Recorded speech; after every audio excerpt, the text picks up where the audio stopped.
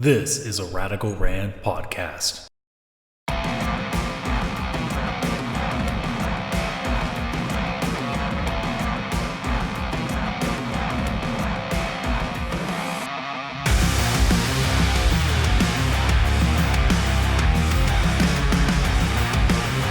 What's going on, everybody? Welcome to the Radical Wrestling Podcast, edition number 2 with the new host going on here. So I got Joe and Liam still with us. I don't know how they survived a whole first round with me, but both of them are here. So I'll start with you, Joe. How you doing? I'm doing pretty well. How you guys doing today? It's not snowing, so at least I'm happy on that front.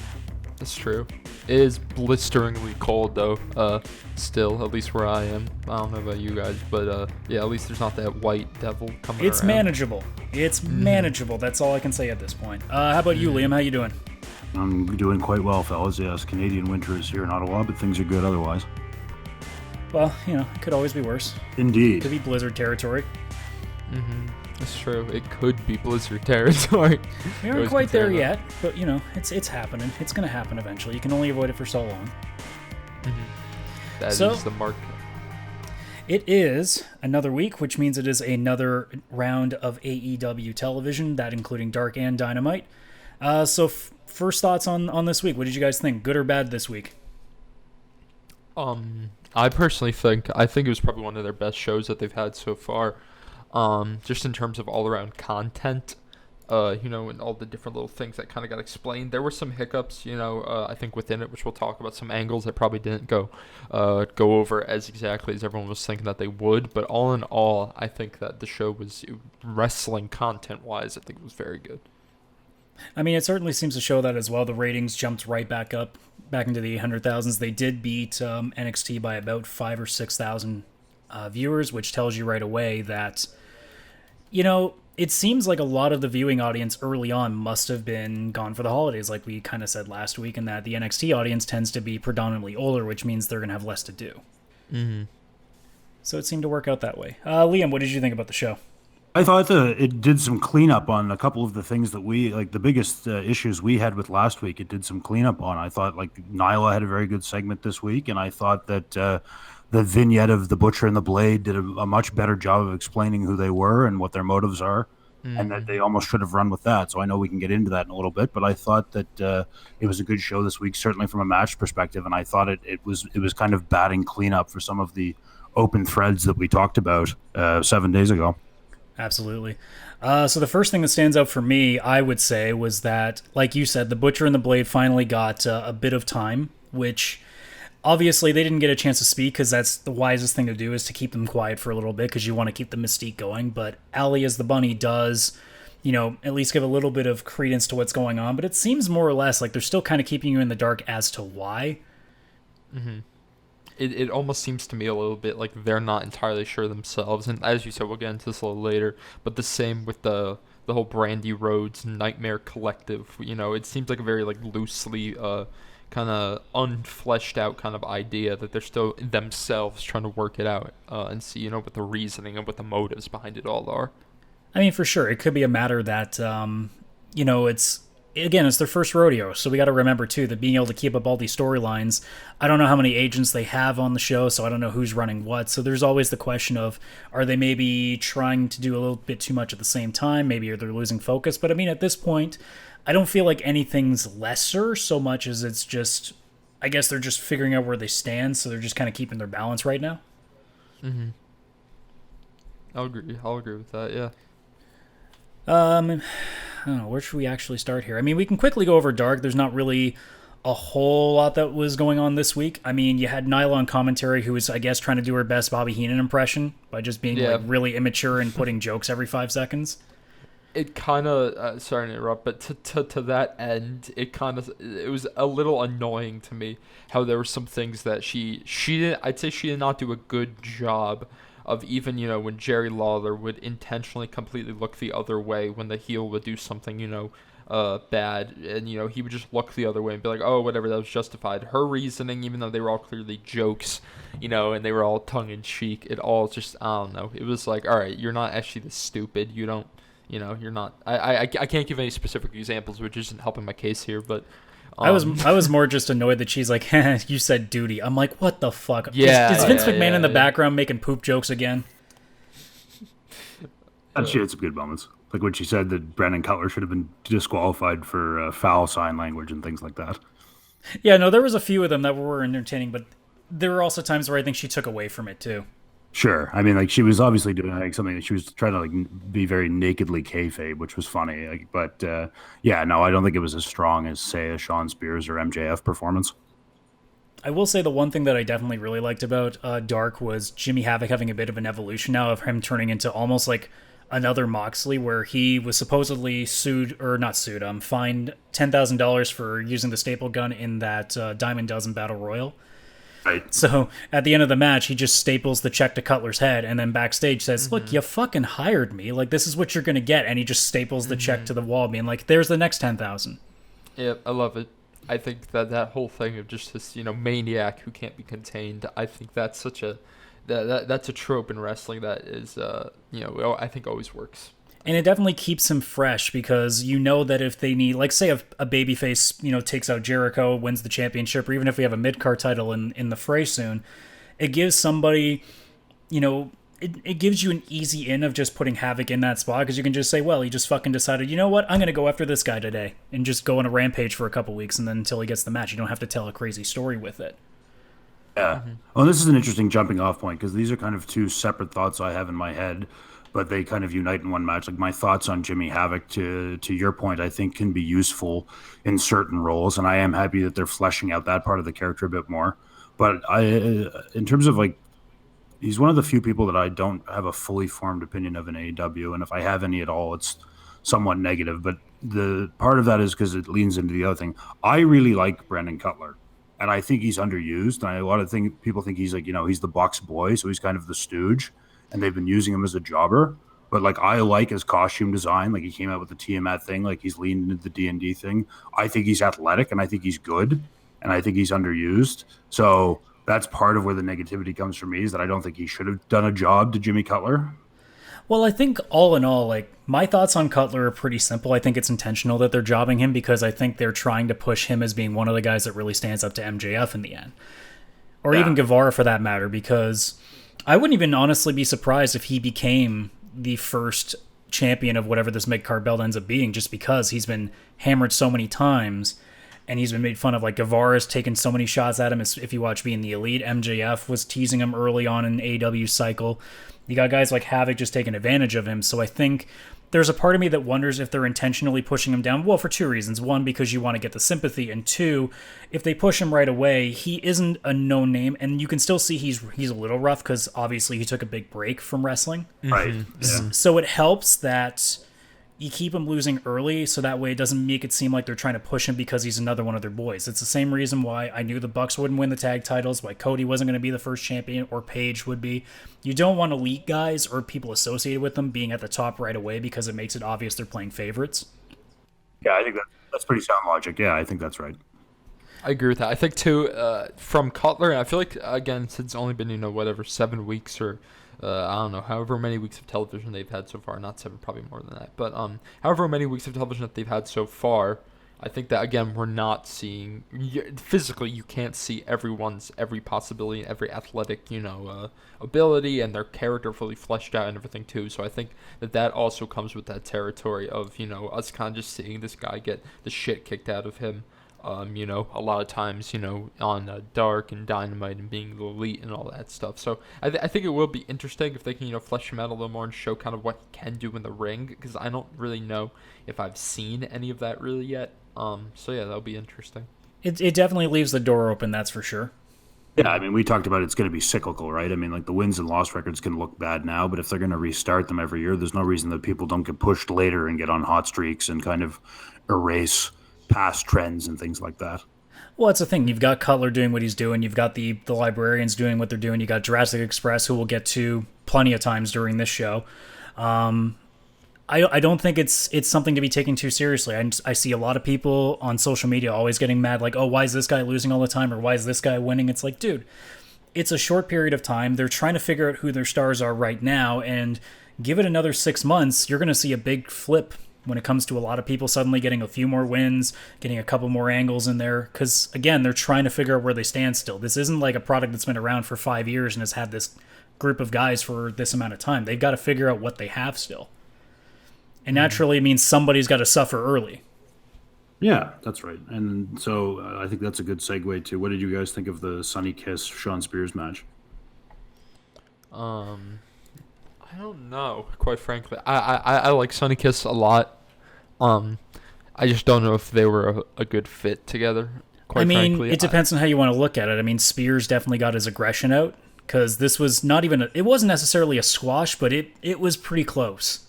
Yeah, I like that they keep doing the thing where Tully assists with the pile driver. I think that's a great bit.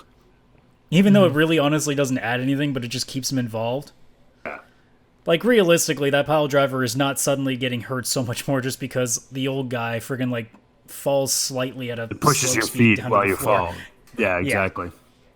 That's always been my logic too. With we'll get to it, but with the best Meltzer driver ever, wherever the hell it's called, Yeah. whichever one of the bucks, doesn't have to do a flip and kind of barely touch the legs of the other guy, and all of a sudden it's like, pretty much. holy shit, he's gone.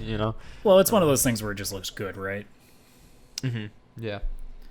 But yeah, honestly, this match I couldn't say much about. I mean, I did laugh a little bit when Kiss was twerking and then Spears knocked him over, and then just like slightly squeezed his glutes. I'm like, oh, that's kind of entertaining. Yeah.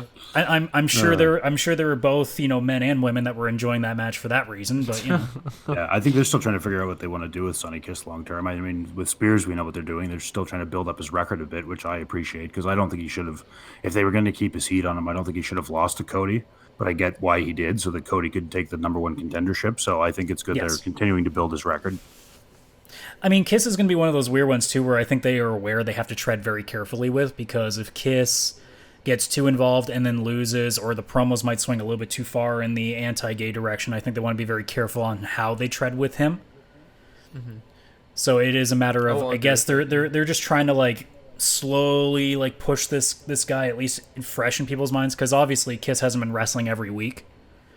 No, he teamed with Dustin Rhodes at one point, and I've seen him on a couple other things. But yeah, See, On the that I gay thought thing, that was a think great tag team. I think we talked about that last week. Yeah, like I think the only thing I've ever seen on that, because I mean, obviously they're a very accepting company in that way. The only real controversy I've seen with that was from our dear friend Jim Cornette went off on him at one point and had to apologize. Oh, color me shocked. Unsurprisingly, yes. So. Otherwise, the only other thing in Dark that I noted, again, you had the Jurassic Express going up against the Inner Circle guys. I'm still weirded out that Marco is wrestling now that we know Luchasaurus is back, unless they're trying to push Luchasaurus in a singles direction for a little while. Yeah, they've been kind of toying around with that, right? Because they keep teasing the Hager thing, but then you don't really get any insight into it. And of course, we can talk about what happened on Dynamite, but it was cool to hear him speak for the first time this week, too. Yeah, I mean, I've heard him several times. Like, the guy's a smart fucker, too. Like, He has a degree in medieval history. Yeah. A doctorate, I believe, right? that's the thing. Like, a lot of these guys, like, everybody just assumes, oh, it's probably some dumb shit who just got, like, some random gimmick thrown on him. And then you listen to the guy, like, Chris Van Vliet did an interview with him, and I fucking loved it. Yeah, I heard that too. Yeah, he's definitely a lot of these wrestlers.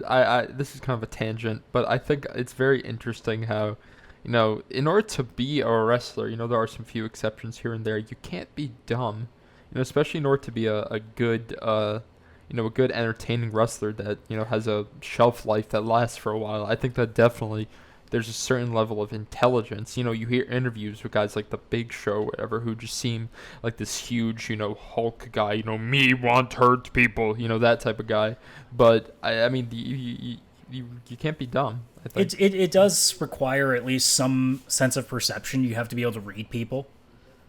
And generally speaking, the people who, as Jim Cornette would say, don't have a pot to piss in or a window to throw it out of, they're not the kind of people who would be able to read a crowd, especially a crowd of 10, 15,000 of what they need to be doing to move forward. They're probably just the ones that are like, well, the script says I got to do this, and then I got to do this. Right. I mean, otherwise, the only other thing in that match that I enjoyed is I liked how they used Marco as like a throwing dart just to create a Canadian destroyer. I thought that was kind of a fun spot. Yeah, that was a really was good move. awesome. Because I saw they were tweeting that out a lot before the show. Like people that had been in the audience in leading up to it. So it was cool to see it like on a steadier camera. Yeah, I mean, I appreciate too that like they're using his size as something to be a little bit more creative with, rather than to just be like, well, he's the guy that just gets thrown around like a rag doll every match. Yeah, no, exactly. Anyway, yeah, like you said, I know we want to breeze through Dark pretty quickly, but I was happy, being a P&P guy. I was glad they got the win and that And it's interesting because we'll talk about it. They've had beef with the Bucks for so long that like now they've got a bit of a beef going with Jurassic Express too. So they're kind of fighting multiple front war, which is kind of cool. I mean, I will say that I like any team that will sing their own entrance theme when they come out, because that tells me that I know that they're really into what's going on. I love the fact that every time Santana comes out and he's fully into, like, he's not even just like mouthing it, he's going ham on it. Yeah, no, I think Santana and Ortiz, I'm huge on those two. I've been, I watched a little bit of Impact back in the day, kind of around the time when they were doing their stuff there, and I think the sky's the limit for those guys. I truly think that they're top tier, and I'm excited to see.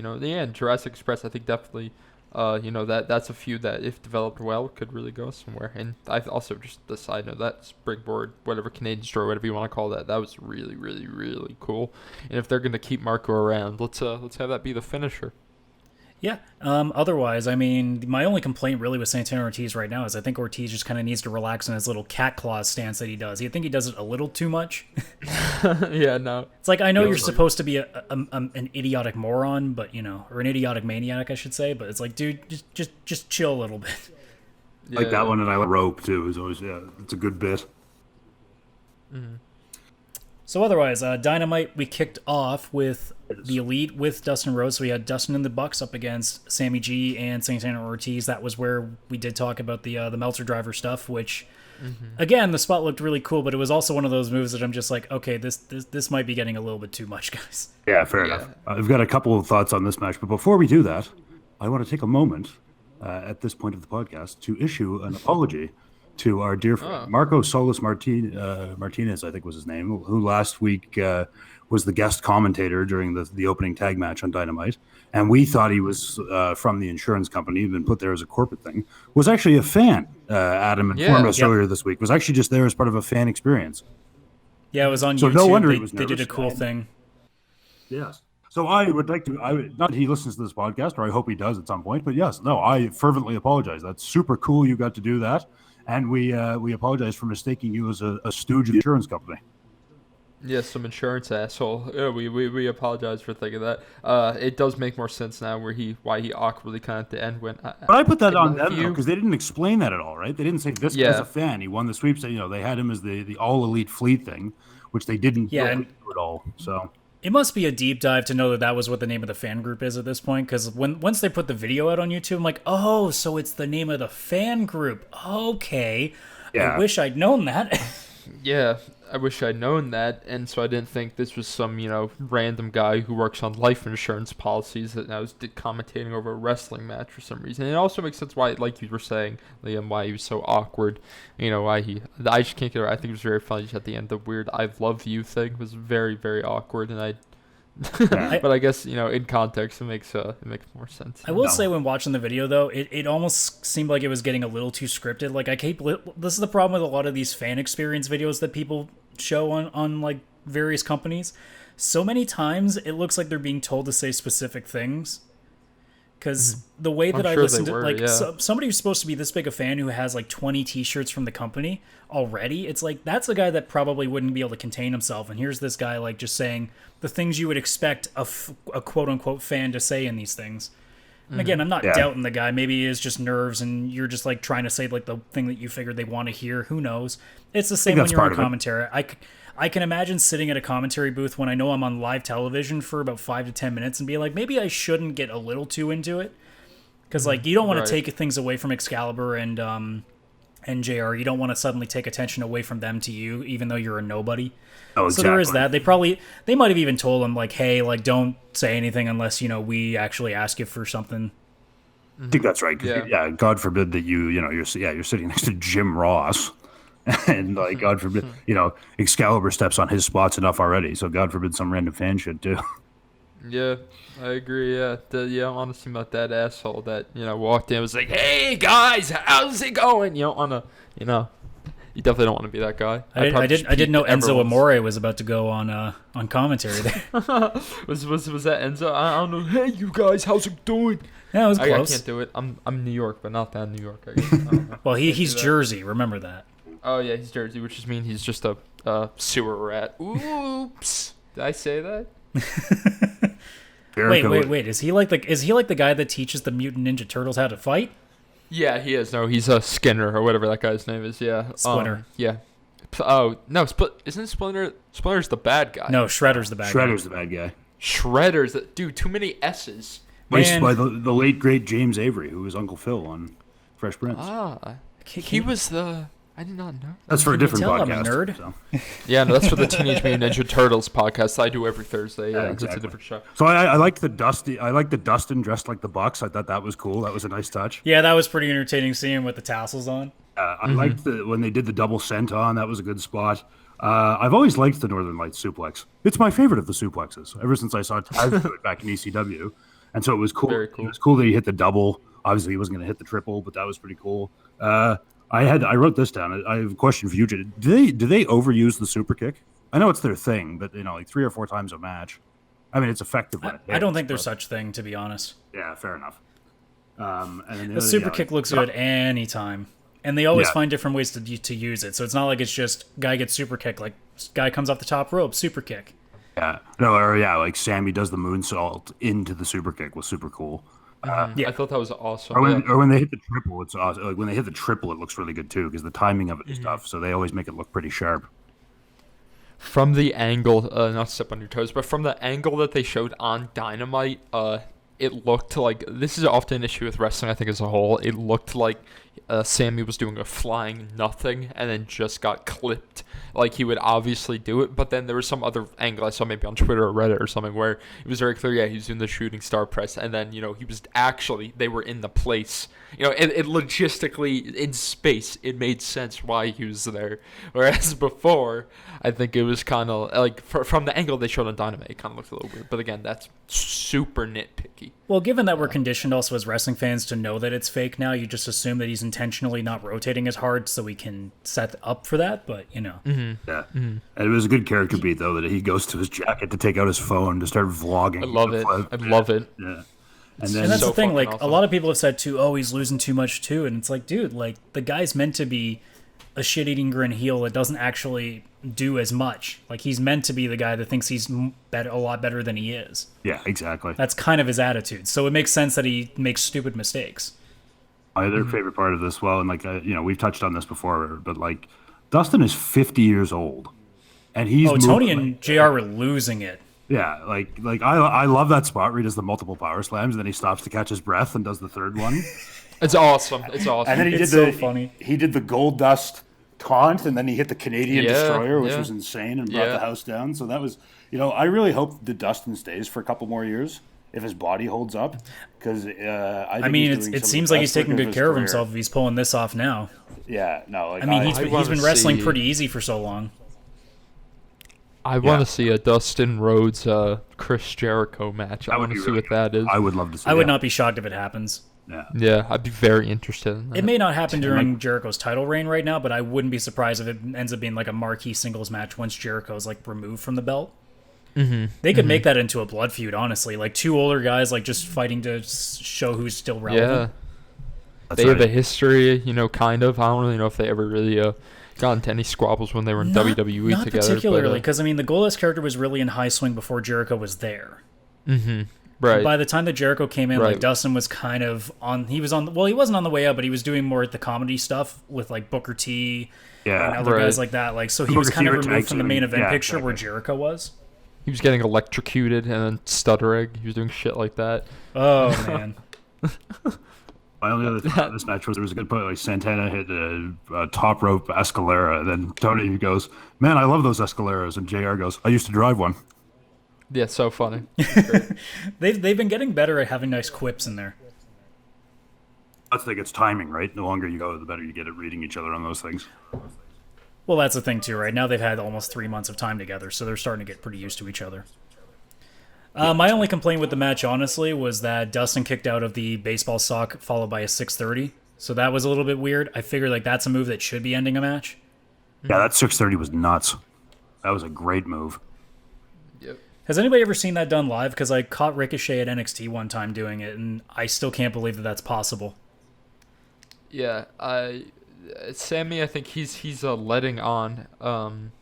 he's not letting on fully how much he can do. And actually, to reiterate something, he was recently on Talk as Jericho, and he was talking about that, how as a heel, it's very interesting. As a heel, he doesn't want to be that super flippy indie guy because, then he's going to get cheered. But I think, occasionally he pulls off stuff like this, that beautiful shooting star press, the 630, that type of stuff, and you're starting to see, oh my God, yeah, this guy's fucking incredible. Well, and you can also make the case that he's doing it to show off. Right. So otherwise, I guess the combination Meltzer driver that they did with a senton at the end, like it was cool in a way, but it almost seemed kind of pointless. Yeah, well, and like Santana and Ortiz were both like standing like super still in the tombstone position for like the better part of 10 seconds. But it was a cool move. Like I get why they wanted to end on it.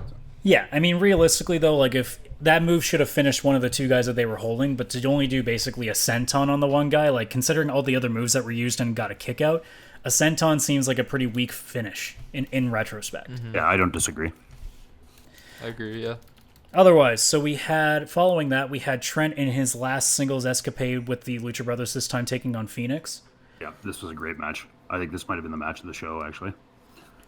Now I'll agree with that. It was a little interesting because Justin Roberts did say Pentagon was accompanying him, and then you look at the ramp, it's like, wait, no, he's not. Yeah, what like, kind of brother is minute. he? Especially because Ray helped him win his match later on, so... At least the announce team was quick enough to be like, oh, he's actually not out here. He's busy preparing for his match later tonight. It's like, okay, good recovery. That's another thing, too. You notice that the announce team is getting pretty good at catching mistakes and just quickly recovering to them. Professionals. Yeah. Or Tony and JR are, anyway.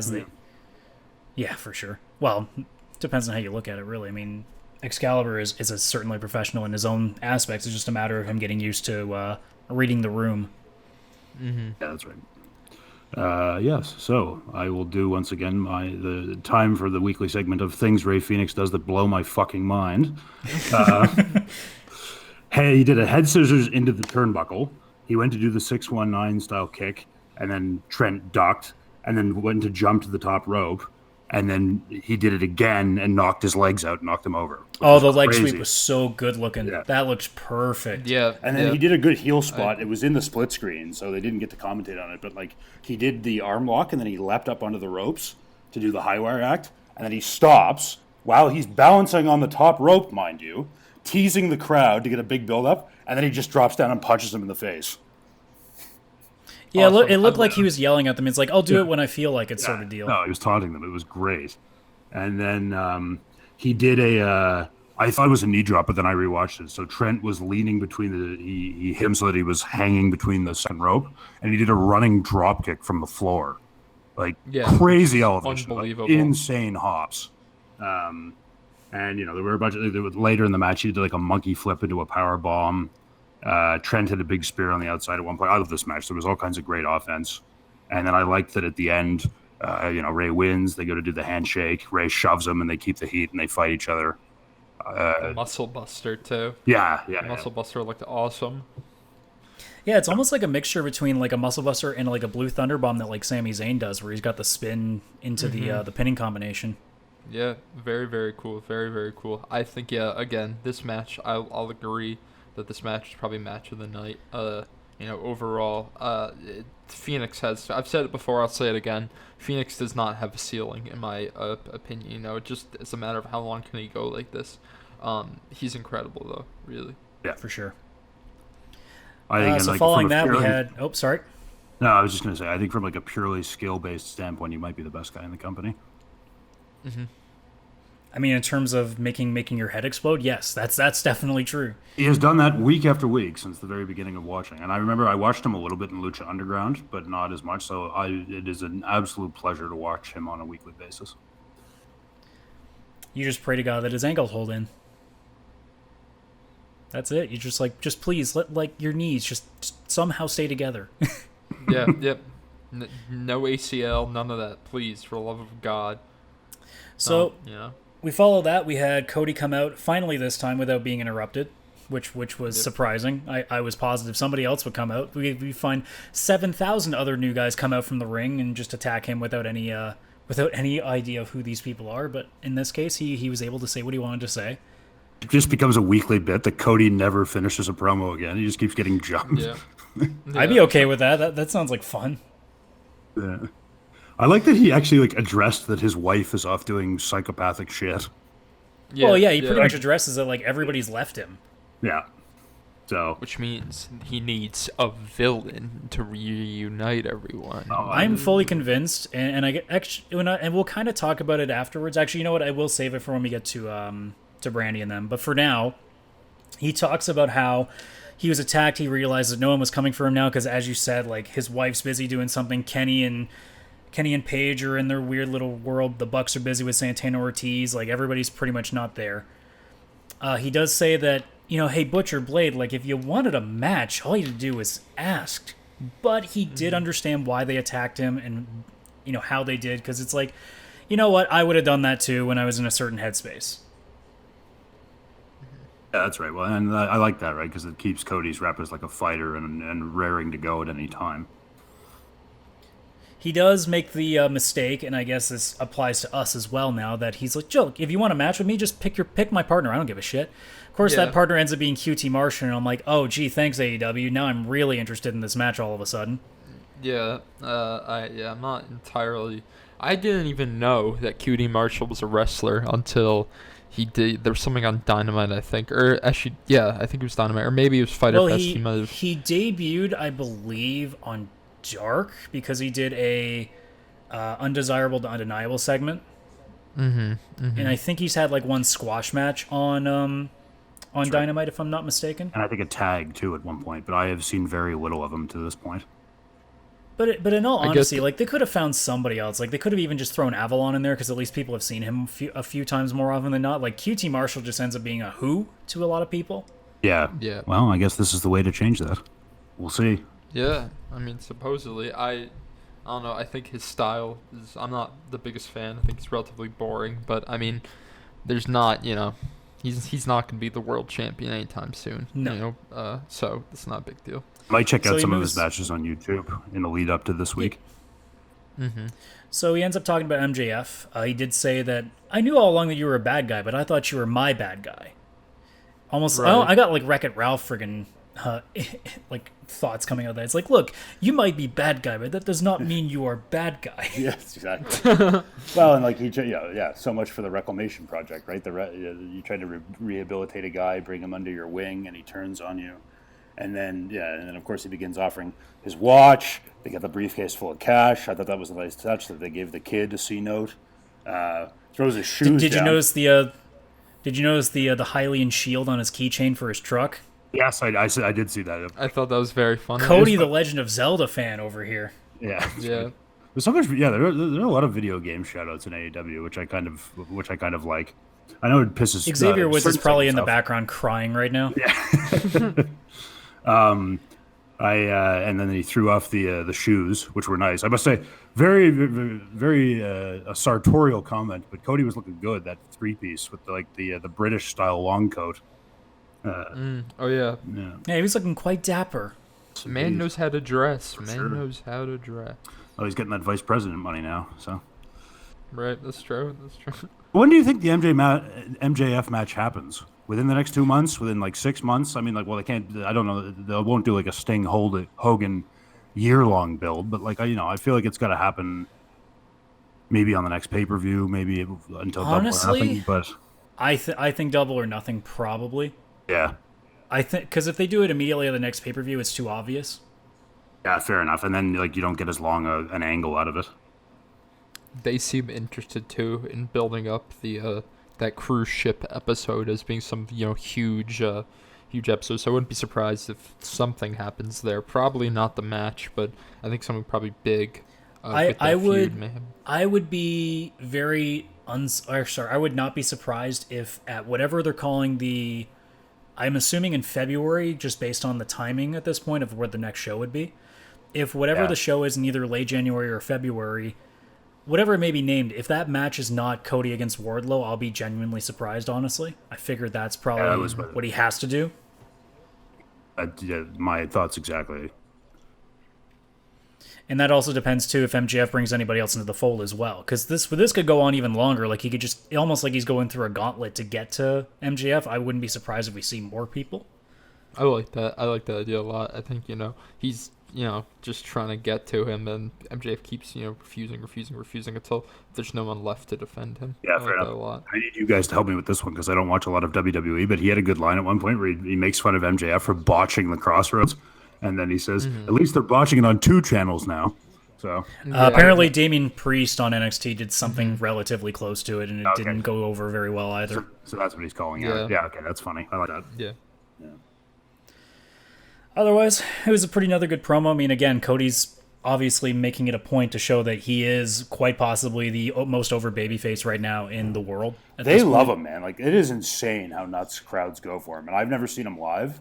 I'm sad because he was here this summer for a house show that was a cancer fundraiser, but it was the same night as my dad's birthday, and I was back in Nova Scotia. But it would be, I really do hope that AEW or comes to Ottawa at some point, or that like Cody comes for an independent show, because I would love to see him do the entrance and get the pop. Like, it's insane, like, to your point, Adam, like how over he really is. I did see him last year. He went to a very, very small show in Hamilton. A buddy of mine who wrestles, his name's Ethan Page, if you've heard of him. He's part of the North on Impact. I do know him. Yeah, I went to college with the guy. We both went for television broadcasting. Obviously, in his case, he wanted to know behind the scenes camera stuff in case if he never got a job in wrestling, he wanted to just be on the camera instead. So that was his thing of it. And he runs a show here in Hamilton called Alpha One, and he's had Cody on several times. Yeah, Cody's good at doing the house circuit. Yeah, and even I remember at one of I think it was the local convention that we have here in Hamilton that I heard this from him directly. Ethan, or Julian as I know him, he talked about how whenever Cody did the Alpha One shows, he never got paid. He refused money. He just showed up. Interesting. Yeah, I mean, that's pretty noble. He does seem like genuinely just a good guy who just wants to make wrestling better and is just very invested in, trying to, bring his excellence wherever. When he's Cody Rhodes, he doesn't have to be working these tiny little indie shows. Well, I think to him, he doesn't have to work them, but he knows that since WWE, like, he wants another option. This is obviously before AEW was a thing. His idea was, okay, well, if I can't wrestle in WWE, I'm going to go out of my way to try to get everything that I work for now over so that there can be other options for people. Yeah, that's a good point. And there's a good piece pre-AEW. I think it was written last year. And I would encourage you gentlemen or anyone listening to check it out. It was on The Ringer, but it's about, like how important his dad's legacy is to him and how he wanted to do those house shows, like, because he feels that that's a way to kind of tune the ghost of his father's memory in a way, and something that he genuinely gets enjoyment out of. And, it talks about his time in Ring of Honor and things like that. And it's interesting to read it now, right? Because he knew where it was leading at that point, because it led to All Out, and then it led to AEW being created a couple months later. So it's a very good read. It's about 10 minutes. It's a long read. It's like about 10 minutes long lengthwise, but would recommend. Mm-hmm. But otherwise, to answer your question, seeing him live in a very local show with about 100 people, it was still pretty goddamn loud in the building. Yeah, I have no doubt. So I'm hoping to check that off my list at some point. Hopefully next calendar, where their tour schedule takes them. Speaking of checking people off his list, Jon Moxley. Yeah, so we go from a good promo to a not great promo. Although, like, the Janela thing, I don't know. I still had a bit of a chuckle about it. Like, it started with a harder edge, and he says, like, I've been put on the back burner and things like this. But then when he gets to the line where he's like, this time you'll have to kill me, and then he does like a shitty Joaquin Phoenix style Joker laugh. That I didn't think was, which was like really hammy and kind of took a bit me out of it. And then mercifully Moxley shows up to cut things short. So he just walks in and just goes, kids, and just walks off. Yeah, and pans at the camera.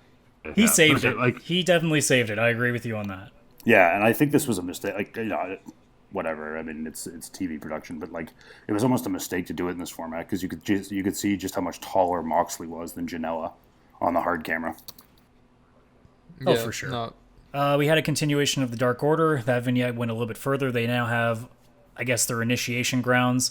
One guy gets let in. The other guy that we've seen a few times now, looking like the big, chubby nerd, he basically just says, I just wanted friends. And they're like, all right, fuck him up. And they just all beat him. And that's basically the promo. That made me sad for him. And then, I literally just have written down as my notes, did they kill a guy? Yeah.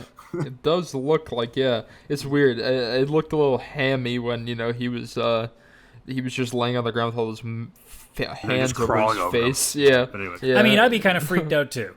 They have to put Yeah, that no, guy. I'd be freaked out. It just looked, I don't know, there's something about it that looked pretty funny to me. It was very impacty. I don't know how much you guys watch, but, with their kind of weird demonic segments that they tend to do over there, it seemed very much like in the style of that. Not much that I've seen before in other companies. It was very interesting, though, and I like that they're making an attempt to flesh it out more. It's a sooner shame that rather they're finally starting to do something with the guys, and this probably would have helped them if they had started with these vignettes. Yeah, I think so, right? Like, because you're kind of cart before the horse. But like, as to your point, like at least it's moving in this direction now, and the video production is very sharp. I think they should use that guy as a creeper at some point for continuity's sake, like to bring him to a live show. But we'll see, I guess. Yeah. Next up, we had another squash. We had Nyla up against Leva Bates. Color me shocked if you think that Leva Bates is going to get any offense in that match. Yeah.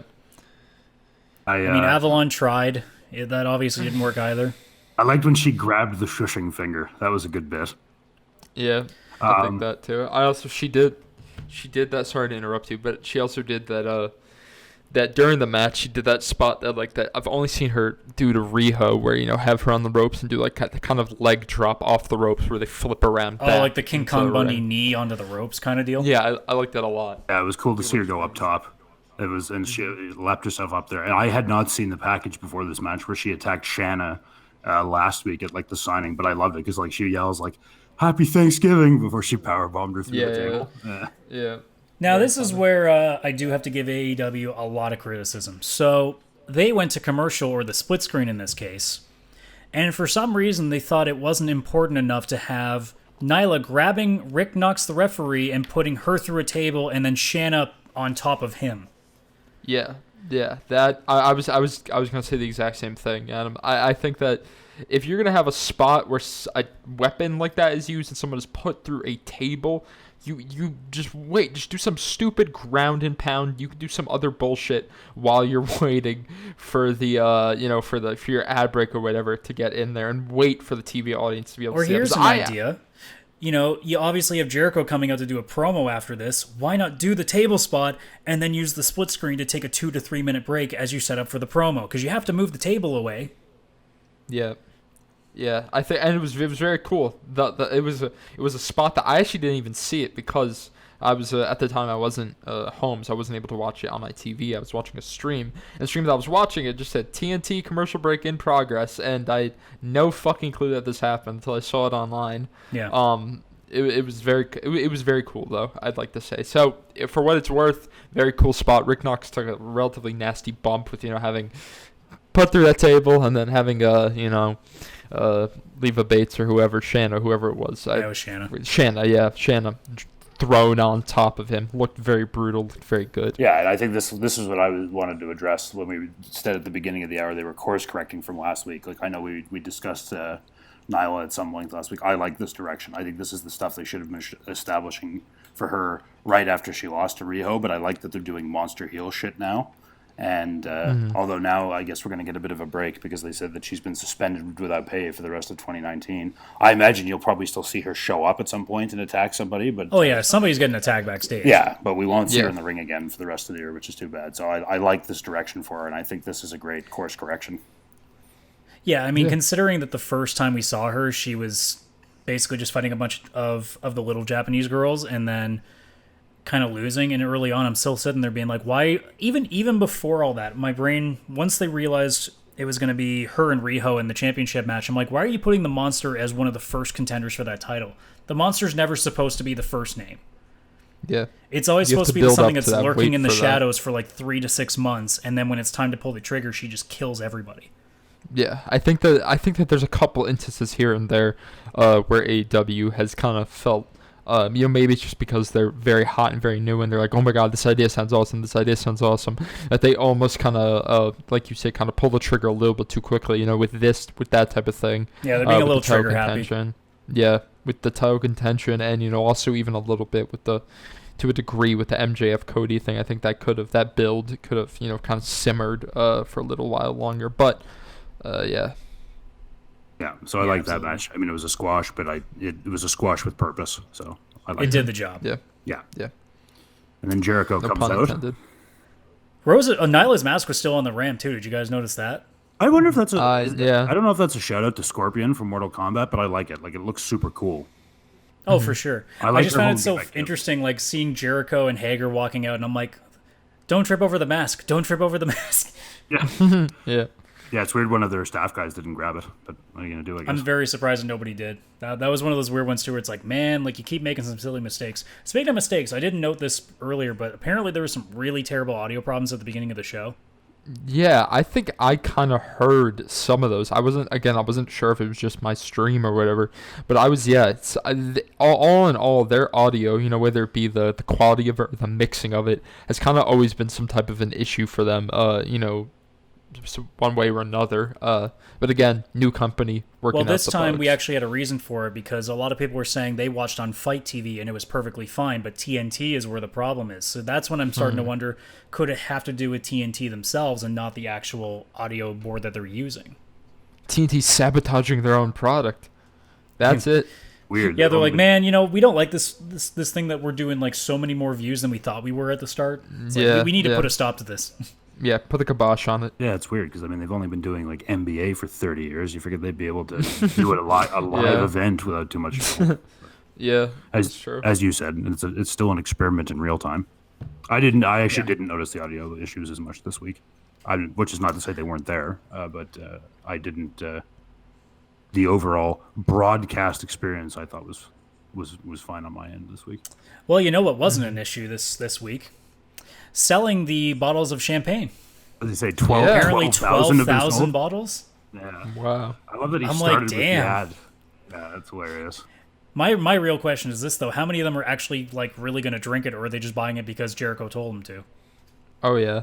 That's what I was wondering too. I wonder if it's even a good champagne or if it's some cheap shit that they just. If I was to guess, I don't think any of the 12,000 who've bought them, or I guess Give a no, shit. you had to buy two minimum. So I think any of the 6,000 potentially that bought them. I don't know if they care. Yeah, no. I don't think there's a Venn diagram of like sommeliers and Jericho fans that are trying to split the difference. Yeah. Like, I mean, I don't know if you guys have it in the States, but we have a sparkling water drink called Bubbly, but with only one B. Yes. Yeah. So I specifically just make the joke all the time that, I almost want to buy it just because of the name. So, I mean, if Right. I'm willing to buy sparkling water that I don't care for, I don't think fans that are really far gone are going to be hesitant Unwilling, to spend $50 yeah. on 2 bottles of champagne, even if they don't drink. Well, Yeah. in champagne, you would just have to cork anyway, so you could keep it for a long time without it going bad. But Yeah. we Yeah. don't know what the quality of it is. So, Yeah. Who cares? Whatever. and of It's not course, why you're buying it. Jake Hager's he- outfit was interesting. Yeah, that was it. Yeah. The double red was I don't know whether that was a conscientious choice or. I mean, at this point, the way that Jericho's mispronouncing words intentionally and how he's just doing whatever he wants, I don't think there's any direction. It's just like, do whatever the hell you want, and just if anybody complains about it, we can just say, well, Jericho just is doing whatever the fuck he feels like. Yeah. No, that's right. And I mean, obviously, I stated this last week, and of course, once again, as a disclaimer, I'm a huge Chris Jericho fan. He's been my favorite wrestler since I was 9 years old, which was 20 years ago, not yesterday. But he has done this promo 3 times in the last 20 years, and 2 in the last 5, where he does a bit with a list, and it's still funny, and he's still able to keep it fresh. Oh my god, it was so good. Some of the references too were fantastic. Any from South Park. Yep. Yeah. Now, are we gonna talk about the potential elephant in the room that everyone's buzzing about? Where at the end of the list, before he was interrupted, he said Marty. People are kind of interested. Was he possibly talking about the villain? And was that kind of a bit of a hint, a bit of a Clearly, nod? he was talking about Marty Jannetty. That's what everyone was saying too. But Well, if the Rock and Roll Express can make a comeback, then Marty Jannetty could too. yeah, I guess. That would be pretty funny though, if he says, you know what, I found a new challenger. I did say Marty was not going to be, but I did find one, and everybody's like, oh shit. Yeah. And then just Marty Jannetty comes out, and Jannetty. people are like, I mean, it's cool to see you, Marty, but fuck off. To a chorus of boos. But it's very obvious that they're pushing for Moxley. I would imagine the next pay-per-view is probably where they're aiming. And then, okay, so we'll address this. So, like, I saw a lot of stuff on Twitter. I'm sure you did too. People were like, wins and losses are supposed to matter. Why is he fighting Jungle Boy? And it's like, okay, but like they explain this in the ring. He's deliberately picking, like he says, I have to fight one more time this year, but I get to pick. So obviously he's going to pick a guy he thinks is a fucking loser who's going to be easy. Like it's in character. It's not a breaking. It's interesting too. Somebody on Reddit, I don't know if you guys caught this. Somebody did mention on Reddit in passing, like, "Hey, if you're a big fan of Jungle Boy, you might want to pay attention for the next few weeks." Interesting. So somebody had a bit of a lead going in. Yeah. No, that is interesting. I think it'll be a good match. I mean, it's a good, he won't win, but it'll be like, one of those matches where there's surprising spots, and he has him on the ropes at some point. And I mean, obviously they've telegraphed that like it's going to go 10 minutes or he's going to get past 10 minutes. And I think it's good for him, right? Even if he's going to stay purely tag team for the time being, it's a cool way to build profile for another one of your guys. Oh, for sure. He's gonna do what Darby did in his match against Jericho, for sure. Yeah, I think that's right. He's gonna survive and survive and survive, and Jericho's gonna get so frustrated about it. Yeah, and we addressed it earlier, but I liked the spot where Luchasaurus got on the microphone, did the growl, and then he started talking. Yeah, very funny. Yeah, I agree. And I have a master's degree, and where then of course the marginalization, something that was very, very funny. I saw this online. I believe it was during the show. Is what's his name? Jungle Boy on the outside during some match. Maybe it was during Dark. So pardon me if we're backtracking a little here, but he was reading this book, and he seemed he looked like a child, just like kind of. His whole thing is he's this boy from the jungle, doesn't speak English, and picks gnats out of people's hair and eats them. I thought that was very funny. Maybe I'm getting some stuff a little mixed up. It's very possible. I've watched a lot of wrestling, but it was pretty funny though. Like as soon as like Luchasaurus was talking, Jericho was like, "Whoa, whoa, whoa, whoa, whoa! You didn't even let me finish my list. Next up on the list was dinosaurs." Yeah. Where he goes, yeah. First of all, Marco Stunt is small for any age. Yeah, that was very funny too. I like that. Yeah, again, Jericho really, really quick on the mic there. So he's the best ever. He's a pro, baby. Yeah. But I mean, we got a little bit of proof too that Luchasaurus can talk. Jungle Boy, he only got 2 lines in there, but he did accept the challenge and said, "Look, I can go 10 minutes, and even if I lose, I'm going to kick your ass." Yeah. Which already sets up the thing where Jungle Boy isn't delusional, and he's well aware of his own limitations, making him a smart babyface. He's not dumb, and he knows I may lose, but I'm gonna not go down without a fight. Well, I mean, the guy's 0-8 or whatever it is now, so he's aware that like, yeah, I might lose this match, but I'm gonna take you fucking down with me. Yeah, people online do not seem to understand too that this is a non-title match. People on Twitter seem very confused by this, so much so that Cody, I think, tweeted something out about how this isn't a title match. Well, Jericho said several times in the promo, "I have to fight one more match." Yeah. People seem confused by it. And he said it like 2 or 3 times. times. 0-8. Why is he getting a title shot? He's not, you idiots. Read a little. It's like, no, either that, watch the fucking show. Yeah, watch the goddamn show, you neckbeards, and then you'll understand why he's not getting a title match. And also, as I like to remind people sometimes, wrestling's supposed to be fun. Mm-hmm. Like, if you're going to spend it is. If you're going to spend the entire time, like, complaining about win-loss records and who's getting buried or whatever else, go watch WWE like everybody else is. Yeah. If you watch wrestling to complain and to be annoyed, then, go over there and watch Roman Reigns get dog food poured on him. Otherwise, Good Lord. I'm glad I don't watch that show anymore. I've seen it, but I don't watch the show anymore. I watch YouTube. YouTube is how I take care of this shit now. Yeah. This is such an aside, and I know I'm talking a lot. I'm stepping over people, and this is not a WWE podcast, but that segment was so gross. Oh God! If there's anything that's gonna make you go, is there any alternative to this? That may be it right there. So yeah, we cut you off a little bit there too, Liam. Did you have anything to add? No, I think I'm excited for that match. It's in 2 weeks. It's on the show just before Christmas, so I think it'll be good. Are they working Christmas week, by the way? No. They're not. No, they're right? definitely not. Pre-taping or I don't even know if they'll have anything. Cool. I don't. it's a question of it's a maybe at this point because I mean there's usually a lot of basketball games on Christmas anyway, so there is a potential that there won't be any AEW content at all on that Wednesday. And I'm fine with that, by the way. I'm totally fine with it. Let the wrestlers spend time with their families and loved ones. Well, even then, like the best you would get, like I fully expect that if we were going to get something, it would just be a clip show. Like it would just be like a collection of some of the better matches of the year. Mm-hmm. Yeah, no one's gonna be watching. Yeah. No one's gonna be watching at the time. I know they're gonna be with their families, so might as honestly, well not. if they don't, I wouldn't even be surprised if they just throw up something on YouTube instead and just be like, "Hey guys, here's something cool for free that you guys can watch. Here's all our top matches of the year in our opinion, and have fun with it." Yeah, right. Happy Christmas, Merry Christmas. I guess I'm Jewish. I don't know how to say these things. The Raptors are playing on Christmas Day for the first time in like 20 years, so I'm excited. Yeah, as a Toronto guy, that is, I'm still insulted by how people treat the team, but at least they're finally getting something. This is not wrestling related, but what do you guys feel about? I know very little about basketball, but I do know that Kawhi Leonard is no longer a Raptor. Is that kind of hurting the team, or are they still playing pretty well? They're still potentially a top 5 team in the league even without him, which is crazy. And now we defer from our wrestling scheduled programming Yeah. to rant about the ESPN power rankings for 20 minutes. Yeah, basically the team is performing beyond what anybody did. Like, any even Raptors fan wouldn't be telling the truth if they told you they were going to be as good as they've been this season. But in My terms Celtics of have been playing pretty well too. in terms of Kawhi leaving, like none of us honestly cared that hard because we fucking won.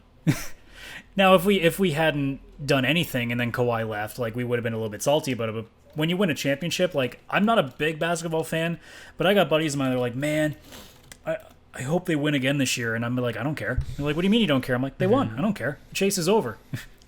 They never the Raptors are. Sorry, go ahead, Joe. No, sorry. I was just gonna say the Raptors right now. I'm looking at the live stats. Are 15-6 in the Eastern Conference. Yeah, they're legit, and they've been Yeah. hurt most of the season so far. Like Lowry's been out, Ibaka's been out, so like their key guys have been gone, but their bench has just been deep as hell. Damn, I did not realize that my Celtics were 16-5. I did not realize that. Damn. We're But gonna yeah. end up in the playoffs. Anyways, I hate to be the school teacher, but I think we should I'll drag us back to the regular scheduled programming. Boo! How So we had dare you? right. So Adam, for you, did you like Sheeta's entrance a little bit better this week? I like that they did the red light this time. Nope, they still announced her name before she fucking came out.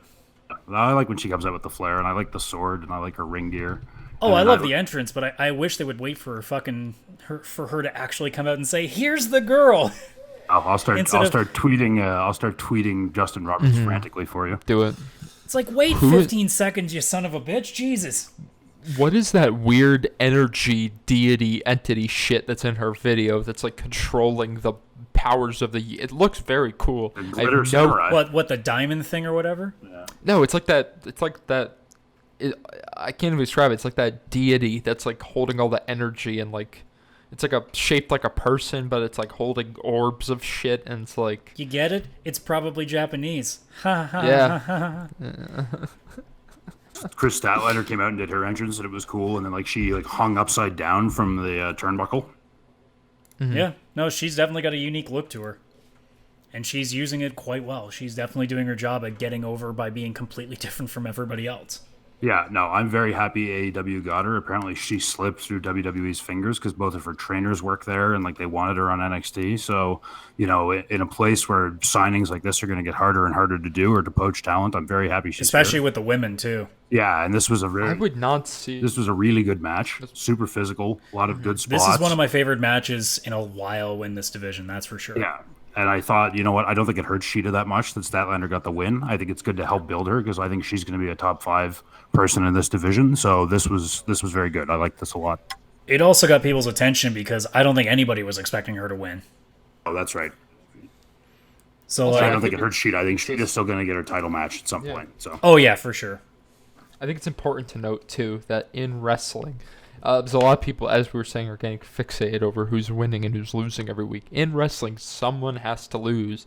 Not everyone, who's getting pushed or is going to be having a title run has to win every single time. Even if you're trying to build them up as the next big thing and the thing that's going to take down the champion, I still think, it's a, in theory, in kayfabe, it's a sport. Someone is losing every time. Well, As long as it doesn't happen too many times over and over again in embarrassing fashion, I think there's nothing wrong with it. Well, let's even address what actually is happening here. Now, Shida losing doesn't actually change her rankings because just because she loses to somebody that's not ranked really, that doesn't mean she hasn't beaten the top people in the ranking. She's number one because she's beaten guys like second, third, fourth, that sort of deal. Mm-hmm. Statlander winning props her up. That's all Statlander winning does. It gets her up the rankings. It's like in say if you're playing tennis. If the number 1 seed loses to the number 11 seed, that doesn't necessarily put the 1 seed now to 4th, but it means the 11 seed shoots up to 6. Like, that's what it normally would mean. Mm-hmm. So, like, it's not really affecting Shida. Shida still had victories over Baker, Emi Sakura, like, people who are up there in the ranking as well. So, Statlander winning doesn't necessarily take Shida's ranking away, but it puts her up there into the conversation now. So, like, you can make the argument that if Shida takes out, or sorry, not Shida, Statlander, say, wins against Baker or Sakura, like, that puts Statlander now in a potential situation to take that spot away because she has a victory on Shida. But, I mean, otherwise, the match itself was fantastic. There was a lot of fun stuff there. I did make a note, though. It's like, you think by now the ref would stop complaining at Shida whenever she grabs a chair into the ring because it's not like she's done it 5 straight times. Yeah. Yeah, you should... The ref should know that it would seem that she's not using it as a foreign object, if you will, but she's using it as a way to, prop herself up a little bit. So you'd think that the ref wouldn't get super freaked out every time. Not to mention, logic would dictate that the person who's supposed to be the most disciplined out of anybody on the roster is not going to pull out a chair and start whacking people over the head the first 30 seconds of a match. Yeah. That's very true. Yeah, but... the refs don't seem to really follow a pattern, if you will. Don't seem to, in wrestling in general, just as a what's the word I'm looking for? As a trope. The referees in wrestling don't seem to really be able to follow patterns too well. No, they also have a very, very limited field of view when it comes to their peripheral vision, so... Yeah, they're like horses with blinders on. So otherwise, like, there's a couple... Oh, sorry, go ahead. I just looked this up quickly. Yeah, so to your point, Shida did not suffer as a result of her loss. She's still number 1 in the rankings. Nyla is number 2. Emi Sakura is number 3. Britt Baker is number 4. And Statlander is now at number 5 with her 1. See, there you go. Like, Statlander got pushed up. That was the point. If she gets victories over, say, Baker and Sakura, then that obviously would prop her up to at least 3rd, if not 1st, for beating Shida as well. So that's right. Mm-hmm. Otherwise, there were some fun spots in this match. Awesome Statlander had... Oh, I was just going to say, like, I like the fact that she had the electric chair facebuster with the scissor kick. It was a good combination there. That was a good looking move. Brutal. Yeah. Looked brutal. And then Statlander actually kicking out of the knee strike. That was surprising. That's where I'm like, holy shit, is she actually going to win this? Or is, like, Sheeta's just... I thought one of two things. Either Statlander somehow winning this or Sheeta's just going to win with a roll-up. You're getting worked. It's working. It's working. Hey, I can't say I won't complain if, I'm having to guess outcomes at matches because it's a lot more fun than every time I look at a WWE show and I can figure out 90% of the card. Yeah.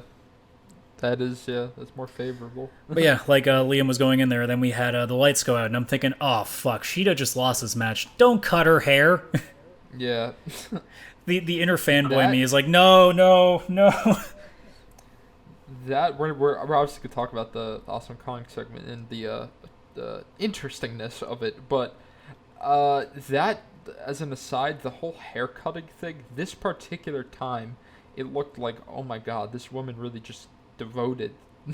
That this is, she's going to be shaved bald like this from now on, whoever the hell she was. I don't think anybody knows who that person was, but that was some straight-edge society bullshit right there. Yeah. I was like, holy crap. I'm of 2 minds on this, so I have 2 competing thoughts. Because I saw people shitting on Twitter about, like, Brandy's promo skills. I actually thought they were pretty good. I thought she was well-spoken. She kind of articulated what they're about, whatever. But then, yeah, like, to your point, this felt like a ripoff.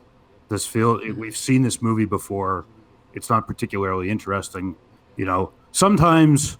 you don't want the villain to give a long-winded speech about their motivations. Sometimes it's more fun to just guess at them or leave some nuance to it. And I think that's that's where I'm at on this. It's more fun than Now, Awesome Kong is just a monster destroying people than like actually finding out what her motivations are. I also think that the whole this whole thing with the Nightmare Collective, this new thing, it's another cult. And listen, in AEW, I think something we have to learn. There's now 3 pseudo cults. Just because you're in a faction does not mean that that faction has to be a cult. I have a theory. What was that? I have a theory. Okay. Do tell. I think they're connected, and the villain is at the helm. That would be cool. That would be a huge build up for. I think the Nightmare Collective is the actual name of the cult. The Dark Order is there recruiting. The Butcher and the Blade are hired mercenaries, and Marty's been running the whole show. That would be Yeah, that awesome, would be and I some- would take that would back be what some I James just said. Bond. Because it would make a Shit, lot of that would sense be given very how cool. we have three groups technically in the same vein doing the same similar things. Like you got the Dark Order who have the creepy looking masks and are looking culty. You have the Butcher and the Blade with the bunny who look like a BDSM cult but still a cult nonetheless. And then you have the Nightmare Collective, which is basically a very Jim Jonesing looking sort of collective by shave your head, join the group, become something. Like they're all, at least the Dark Order and the Nightmare Collective at this time are just that. They're the we can make you better. And the Butcher and the Blade, I think, would work very nicely as like the hired mercs, kind of like what Santana Ortiz are to the Inner Circle. Now, this is just me in full conjecture, but I think, again, when you're teasing a villain, and, I mean, let's be completely honest, you look at these 3 groups right now, there's not really a true leader among them. Because what do you got? You got Brandy Rhodes, you have, I guess, essentially Evil Uno, and then you have Ali. Realistically, is this anybody who looks like a threat as the end boss of that group? It doesn't. I mean, backtracking again, the whole thing, would be completely saved if there's this monster entity with this big villain on top that's kind of doing all the strings, the puppet master, if you will. That would be really, really cool. And I think, having big factions like this, faction warfare, is something that's severely missing in wrestling right now. And it's something the Japanese do very, very well. In their shows, and I'd be very, very happy if that turned out to be the case. We know what's going to happen, though. Vince McMahon will just come out as the higher power again. Good God! No Son way! of a bitch. Oh, son of a bitch! Yeah, there was a Butcher and the Blade, or there was an Alley promo. Oh, but that's on the other side of the Daniels Pentagon match. We can do that. I mean, we can still talk about it, Yeah. honestly, because we brought them up. Yeah, this is what they should have done. The jump. This Sure. is like if they had done this, if they had, if Excalibur hadn't guessed around it, we didn't know, and then you saw this week, it would make sense, right? It's world building. Now, did this blow me away? No, but generally speaking, this group is going to get by on their look than it is more than anything else. And obviously, once we see them next week wrestle, we'll get a real sense of what these guys can actually pull off, too. Yeah, I'm excited for that because I've seen the Blade wrestle live. I haven't seen the Butcher wrestle live, but they look like they're pretty good. So I'm excited to see what they can do. This is what I'm about to say is a bit of an aside, but this is very big news in the wrestling world as we're talking. Luke Harper has just been granted his release from WWE, and I know that the first instinct for every wrestling fan when fill in the blank is released from WWE is to say, "Oh my God, Luke Harper confirmed AEW," but I don't know. What do you guys think? Do you think Luke Harper would fit in with AEW? You think he'd be a good get for them, a good pick for them, or do you think maybe New Japan's new US promotion? And just to add to that, as I'm looking on Reddit, Sin Cara has also been released. Yes, yeah, they're both gone. And so what do you guys think about those two? Do you think they would fit the AEW mold? Unless he was going to join the Lucha Brothers, which I don't suggest doing. I don't know if Sin Cara is a good fit. Harper, on the other hand, could basically do whatever you want him to do. Although I'd rather him do something for a little while first and kind of get his name back. A lot of people have said, hey, go to New Japan, just go wreck shit for 6 months to a year, like just go nuts. Yeah. So the meta if they commentary want to grab him, like there's certainly people he could fit with. Yeah. So Sin Cara and Jericho don't like each other. They got into a fight in the backstage at one point in like 2016 or 2015. So I don't know. I would fully expect Sin Cara to either go to... If he was going to go back to and continue wrestling, I would imagine he'd do one of 3 things. He'd either go to AAA and CMLL, or he'd go to New Japan and kind of take that spot that like somebody like Mascara Dorada is kind of left open. Because they haven't had really any Lucha guys there for a while. This is very weird, by the way. He was granted his release. Didn't he just? I don't know how much you guys know about the contract stats. Didn't he just recently sign a multi-year deal again? Or am I thinking? Oni Lorcan I know did. Right, Oni did. Who was another guy everyone was AEW confirming, but Yeah, I'm not sure otherwise. I mean, the state of his contract can always mean anything. If WWE grants his release, then the contract's voided anyway. So. Right.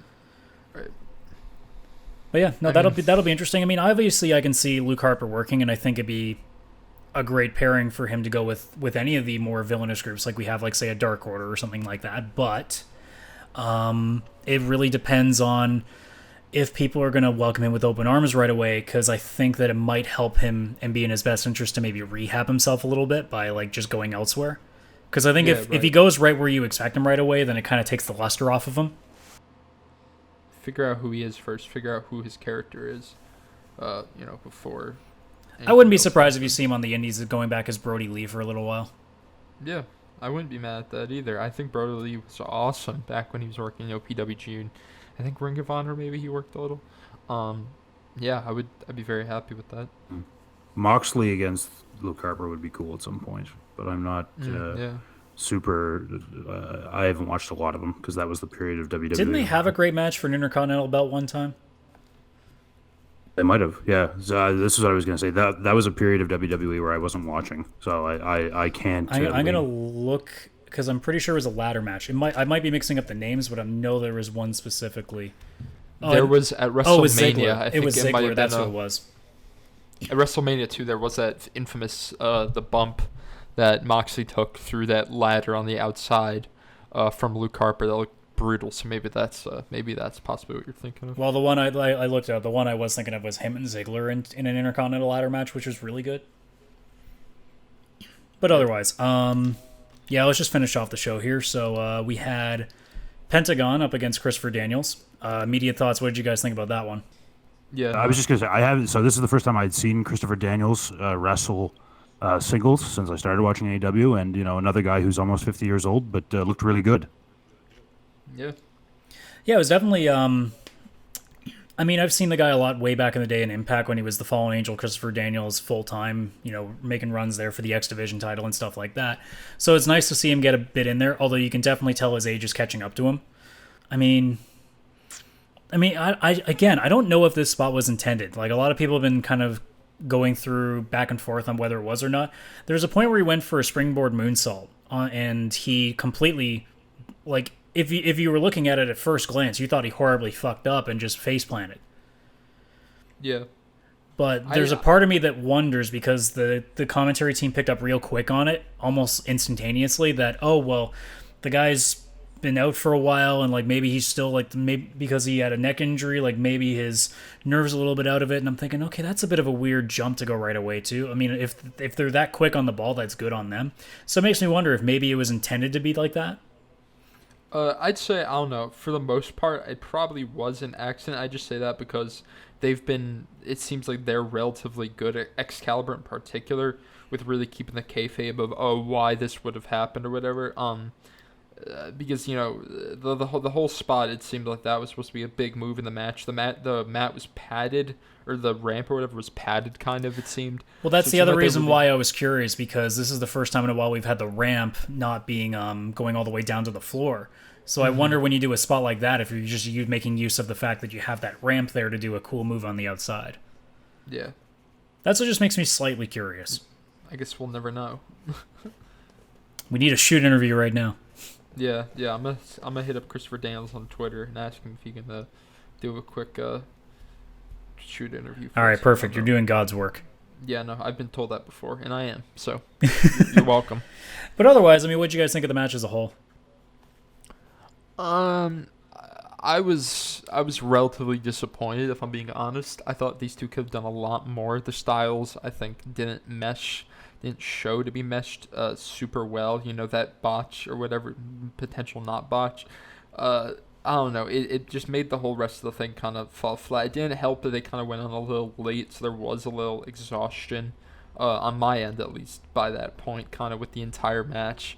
And I think also the whole Jon Moxley, Joey Janela thing may have suffered from that a little bit too. We'll get into that later. But yeah, all in all, not a terrible match, but I definitely think that they could have done more. And we've seen them too, whether it was in tag matches or mixed tags, do more too. I think it didn't help too that there was a lot of chicanery at the end there with Daniels hitting the Angel's wings, Phoenix interrupting it, and then the mic stand getting involved. So I think it also didn't help too that a match that was supposed to be a bit more of like a blood feud sort of match, like a vengeance sort of match, ends up just coming undone just due to some interference, which just kind of took the luster from it. Mm-hmm.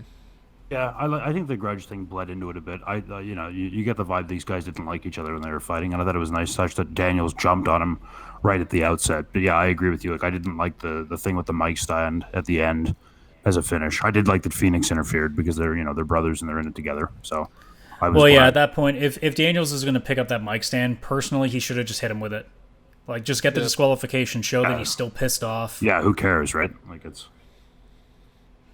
it's not like the match was higher stakes. Pentagon hits. Yeah, I mean, Pentagon, he ends up low blowing him. He hits the package pile driver. He gets the win. I mean, the Lucha Brothers have been needing a couple wins back after losing before. Not that they necessarily need the wins. They're going to be popular no matter what they do. But it's always nice to get the vengeance back. Yeah, I'm glad they're racking up singles wins, because if they split them up at some point, I want them to have that kind of gravitas. And they absolutely can, too. Yeah, exactly. So, I guess, as we get to the main event here, I don't even want to talk about the match first. I want this question to be asked to you guys first. Do you think this was a main event caliber match? I think that it was a main event caliber match strictly because Jon Moxley was in it, not because Joey Janela was in it, to be honest. I don't know, and maybe, again, this is me just being, a annoying wrestling fan, but I don't know if I care to see Jon Moxley versus Joey Janela in a non-hardcore type of match and just a regular wrestling match. I mean, they did what they did and it wasn't bad. We saw what they could do, more of a hardcore setting. I think it was incredible. I think Fyter Fest loves that. But I don't know if I care to see these two just wrestle each other, with them also already having some backstory of them already, really wanting to beat the shit out of each other in that Fyter Fest match. I think it doesn't make sense to, go from a no DQ match, no holds bar match, whatever you want to call it, to just a regular collar and elbow tie-up. I don't know. Something about that just, I don't know. I just think that, it wasn't main event. I think that if the Pentagon Jr. Christopher Daniels match was a little bit better, I think that feels more like a main event caliber match to me, and this could go on second. I think you could have made the case that the opening match with Rhodes and the Bucks against Sammy Guevara and Santana Ortiz also could have been that last match as well. Definitely, yeah. Start off the show hot with Jon Moxley, Joey Janela. But either way, they did their best with, not being able to have weapons in there. I mean, obviously, he did the elbow drop onto Moxley through the timekeeper's table, and then the match did end with a paradigm shift on the turnbuckle, which looked pretty nasty. Yeah, that looked brutal. But generally speaking, other than punches outside the ring, there really wasn't a lot of violence to it. And when you have these two guys in the ring who, if they don't want to be remembered for it, but right now in this promotion, that's what they're best connected for. Just to have a basic match for the most part, just it didn't fit. I found myself actually looking away at a couple of times watching this match. What was your thoughts on it, Liam? I respected the effort, I have to say. I know that Joey gets pegged as a hardcore guy, and like you said, the match, the unsanctioned match they did was a lot better for spots and things like that. But I respected that they had a kind of a heated battle, and the timekeeper spot was cool. It was a weird camera angle, right? Because Moxley's leaning on it, and they're super zoomed in on him, and then Joey just crashes on top of him. I thought it was a good match. I agree with you, or not. I think it did, because they're going to always give Moxley top spot. And I think, we said Cody's the most over guy, but Moxley's got a real kind of stone cold rebel without a cause thing going. And he absolutely does, yeah. So I thought for what it was good. And like I said, I respect that they wanted to give this a knockdown brawl type feel as opposed to a hardcore thing. Absolutely. Otherwise, I think that's going to be it for us. So with that being said, guys, thank you so much for checking out the podcast again this week, and we will hopefully see you next week when there's going to be some more fun to talk about, because AEW at this point continues to run strong, even on weaker shows. So with that being said, guys, thank you so much for checking us out, and we'll see you on the next one.